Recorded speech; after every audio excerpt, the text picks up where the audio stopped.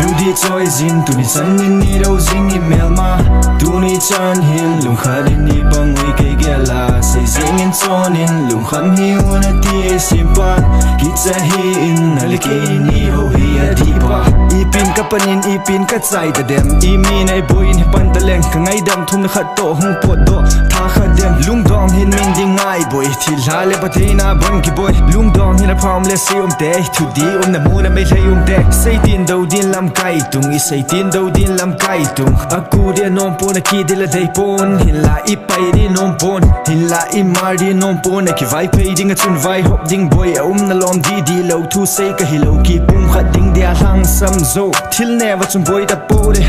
po te nam do na in na tong po te lam hlun na din man no zo te lam ma dang a boy ta po hi te lam ma thang ta bang ta po hi te ole esan de tham ta ding ele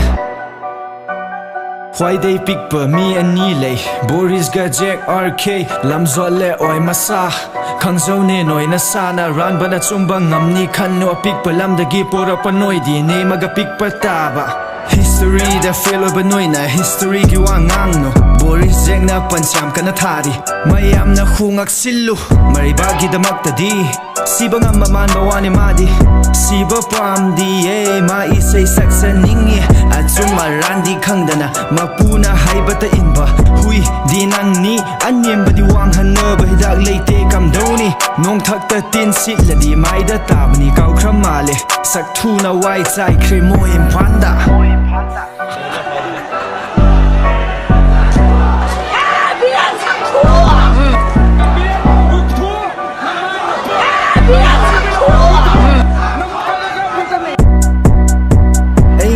nang na hey banaron khak ni ngak ti yaw de yam pik na ram gum na violence gum bana luching ban noi bu kyam sang na bu chat ke khali no nang gi yaw da bana ngak tu na hen na sakre mani nang hey ba ya pik pagi sei ne si di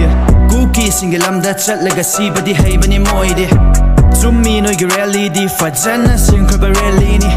mari ba gum na pik pa ni sina di pa ku pi rock ni tha sa de moi di hey ja ba leite kai na ba isai na tana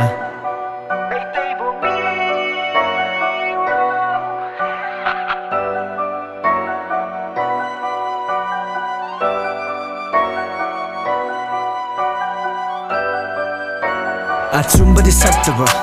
achumba di yaudre na samgumna chummi nang di lai shram ni asing ba hai ba di yaudre moi di anoi ba ngakta na ngai re moi di ngau ba ni khalamba na luching e moi di pakta ba kang bu di yam kre moi di thingang na sing ba nga ba nu mit da mu ba su ngau ni nem ba su wang ni thi ba su fajani na ram di adum pik horani